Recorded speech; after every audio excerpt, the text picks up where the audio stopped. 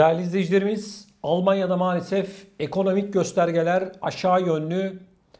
Halkın büyük bir kısmının fakirleştiği ifade edildi. Bununla ilgili çok önemli bir araştırma var. OECD, Dünya Ekonomik İşbirliği Teşkilatı ve Almanya'daki Beltels Vakfı tarafından ortaklaşa yapılan bir ekonomi araştırması söz konusu. Bu araştırmanın sonuçları çok düşündürücü. Şöyle ki son yıllarda Almanya'da çalışma yaşındaki milyonlarca kişinin orta sınıf ölçeğinden az kazananlar kategorisine düştüğü belirtildi. Araştırmaya göre 1995 yılında çalışan nüfusun %70 kadarı orta sınıf kategorisinde bulunurken bu oran 2018 yılında %64 seviyesine geriledi.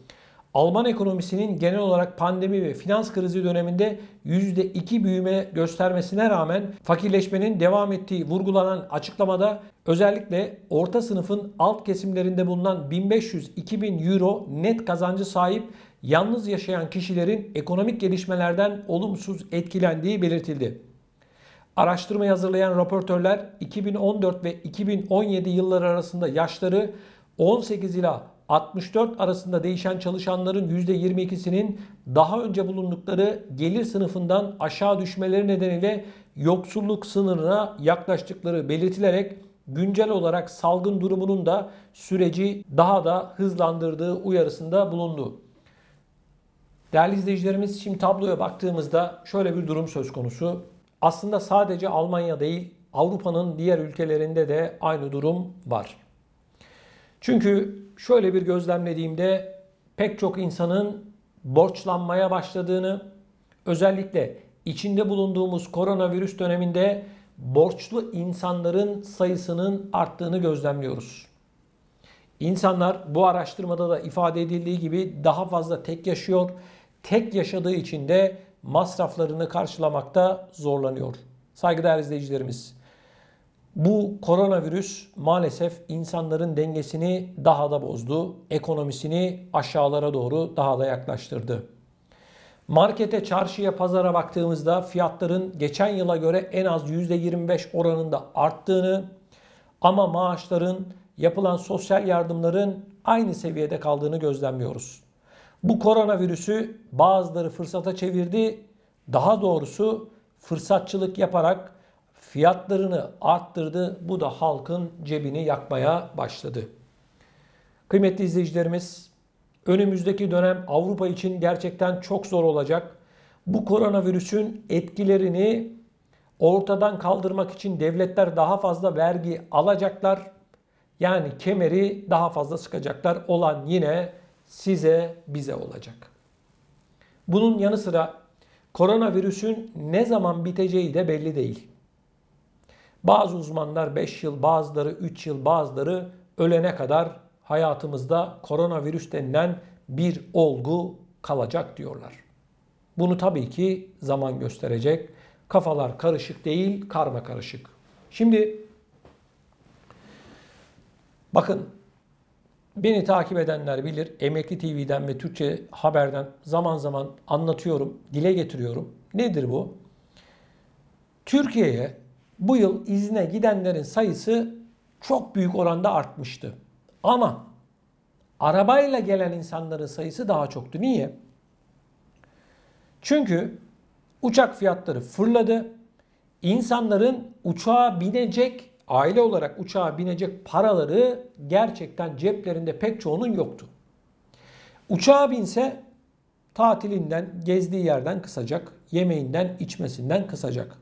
Şimdi birilerine bu anlattıklarım abartılı gelebilir ama bizzat Kapıkule'ye gidip bu Sıla yoluna araçlarıyla çıkmış olan vatandaşlarla konuşmuş kişi olarak anlatıyorum. Bakın.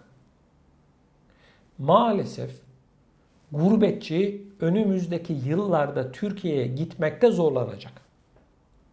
Bu net, açık bir şekilde ortada. Bunu niye örnek verdim? Çünkü Avrupa başta olmak üzere dünyanın pek çok yerinde yaşayan vatandaşlarımız yılda bir kez ya da 2 yılda bir kez mutlaka Türkiye'ye gider. Ama ekonomileri artık kolay kolay buna müsaade etmeyecek. Bakın, Türkiye'de de fiyatlar öyle ucuz falan değil. Hani birileri diyor ya, euro artıyor, keyfiniz yerinde. Arkadaşlar, euro artıyor da Türkiye'deki fiyatlar artmıyor mu?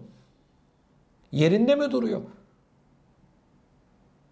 Bu sene Türkiye'ye gidenlere soruyorum. Geçen yıla göre kıyasladığınızda otel fiyatları, yeme içme fiyatları, gezdiğiniz, gittiğiniz, aldığınız şeylerin fiyatları geçen yıla göre ne kadar arttı? Ben size söyleyeyim, en az %50. Hele tatil yörelerinde fiyatları söylemiyorum. Onların limiti yok, %500. Otel fiyatları, oda fiyatları %300. Fırsatçılar çıktı diyoruz ya, al sana Türkiye'deki hokkabazlar, fırsatçılar. Gurbetçinin sanki havadan para topladığını falan sanıyor bunlar. Değerli izleyicilerimiz, sözün özü şu. Fiyatlar Avrupa'da artmış vaziyette. Halk maalesef, pek çok kişi için bu söylediğim geçerli. Tabii ki ekonomik durumu olanların, daha iyi insanlar, tabii ki ekonomik durumu artan insanlar da var ama sayı az. İşte rakamlar ortada. OECD ve bu Alman Vakfı'nın yapmış olduğu araştırma ortada. Maalesef hepimizi önümüzdeki yıllarda daha da sıkıntılı günler bekliyor. Maalesef alışkanlıklarımızdan büyük oranda vazgeçmek zorundayız. Gitme, gezme, gelme gibi zorunlu olmayan alışkanlıkları törpülemek zorundayız.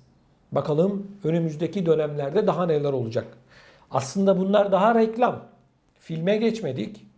Daha uzun uzun sürecek olan koronavirüs dönemi önümüzde. Şimdi omikron denilen virüsün yeni bir varyantı söz konusu, insanlığı esir almış vaziyette. Ne olacağı belli değil. Bu sıvıların ne kadar etkileyeceği belli değil. Kapanma olacak mı, olmayacak mı? Daha büyük kısıtlamalar olacak mı? Bunlar bilinmiyor ki olacağı benziyor. Eğer bunlar da olursa göreceksiniz, fiyatlar daha da artacak. Bindik alamete, gidiyoruz kıyamete. Durum bu. Kime sorsak, bilim insanına soruyoruz, bilmiyor. Siyasetçiye soruyoruz, bilmiyor. Vatandaş, sen ben gibi sade vatandaş zaten hiçbir şey bilmiyoruz. Kaderimiz bu siyasetçilerin, bu bilim insanlarının elinde. Benim gördüğüm, anladığım bu.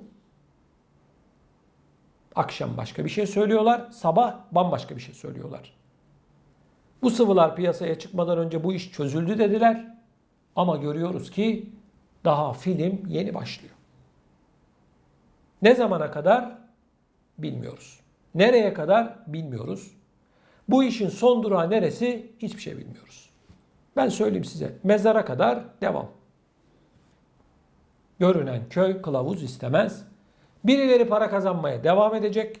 Birileri insan sağlığı gibi kutsal bir metadan, varlıktan nemalanmaya devam edecek.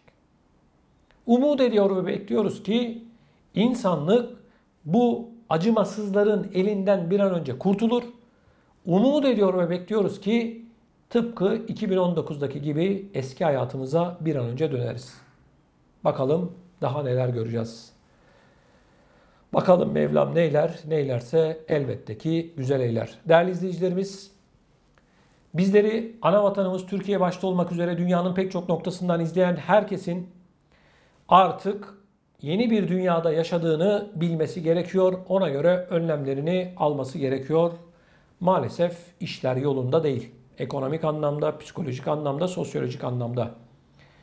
Kıymetli izleyicilerimiz, sizlerden ricam daha fazla insana ulaşabilmemiz için mutlak surette videolarımızı beğenmenizi ve kanalımıza abone olmanızı rica ediyorum. Bizi dünyanın dört bir yanından izleyen herkese de sağlıklı ve mutlu günler diliyorum. Hoşça kalın.